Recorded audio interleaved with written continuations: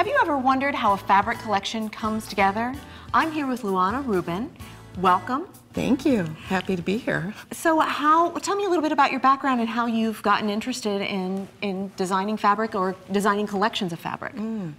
Well, I've worked in the garment and textile design industry for over 30 years, and when I came into the quilt industry, of course, I brought that with me, and that's how I came to work on this collection.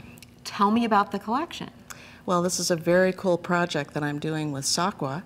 They came to me about a year ago, and they said, how would you feel about designing a line that could be used as a fundraiser for the organization? Now SAQA is Studio Art Quilt Associates, right? Right. A lot of really talented artists. All over the world. Right. I've seen exhibits of SAQA literally all, Birmingham, UK.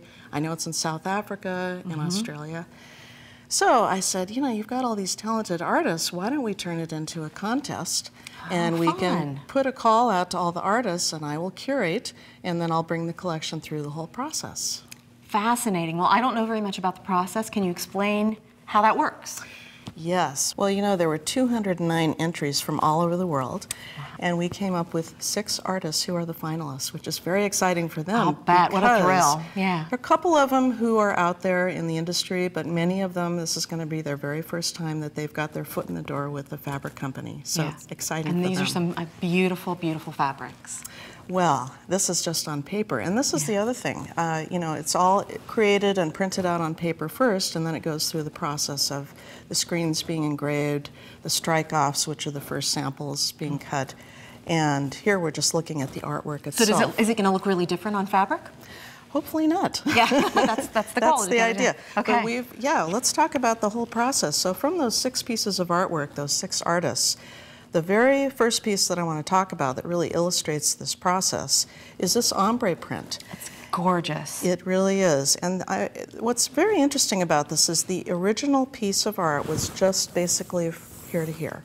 Wow, really? So I looked at that for a long time and I said, this would make a really awesome selvage to selvage ombre print. Right. And of course the theme of this from the very beginning has been urban textures. So these are textures that you would see in the city, on the street, in buildings and architecture. And I love this too because I can see so many design possibilities. I mean, you could cut strips and use it selvage to selvage in a quilt, or you could take just a small piece of it. You've got so many different values within one piece of fabric, which is really great. Right.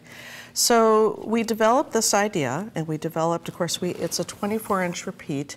Anything that is being printed by screen has to be 24 inches, or it has to divide into 24 inches. So, 3 times 8, 4 times 6, etc., 2 times 12. So in this case, we wanted it to look like something that had been painted, but it actually is a repeat. Yeah. And that's not so easy to do, actually. I can imagine. But I think that, what they came up with turned out great. So then the next question would be, what about the color stories? So here we see 3 colorways of this one design. And of course, thinking about how we started with this, then we did a few different versions of this, and we said, ooh, a cool colorway, that's great. And then we came up with a warm colorway. So this kind of looks like water, this looks like fire. And it's really nice change in values here. You've got light blue to almost a dark purpley blue.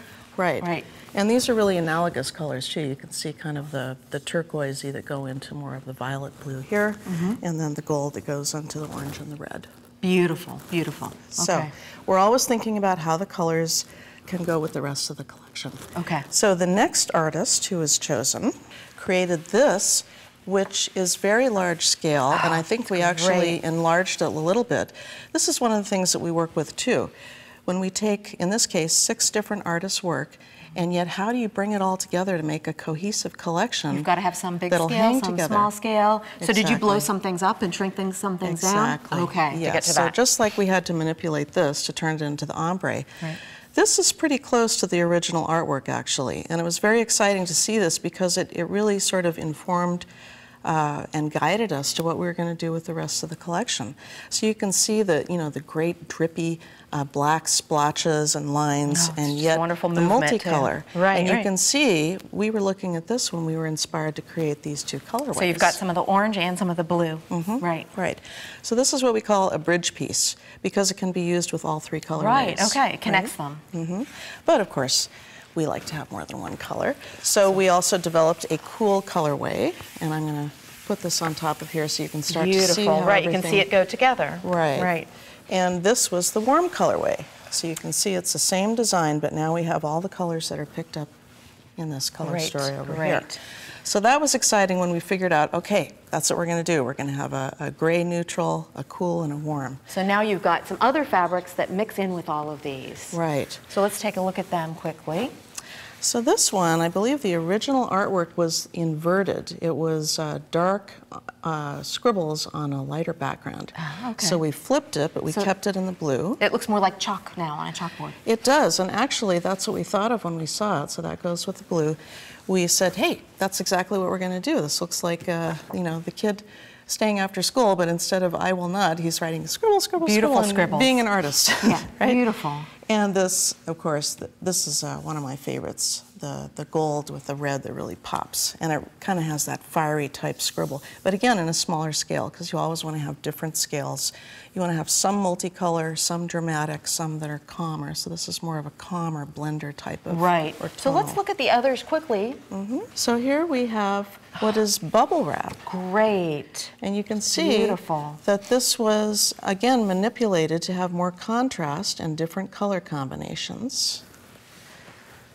And this was a very interesting, we thought about this for a long time. It's kind of a, you know, digital looking zigzag. So we created a bridge color. All right, so this has both of them in it, right? You can see how it's all working together, and the warm colorway. And then the last one, also one of my favorites. Splatters, that's cool. Great. And this reminds us of 50s linoleum, It does, it looks like Tiny that, little splatters. like in your elementary school. Yeah. Wonderful. And so there's the cool. And then here we have, again, two bridge, and you can see, when you lay them down next to everything, you can see how all the colors work together. All beautifully work together, and I can see so many wonderful design possibilities here. Yes. So that's just great. Wonderful. Well, thank you so much for being with us. Thanks for having me. Really enjoyed it.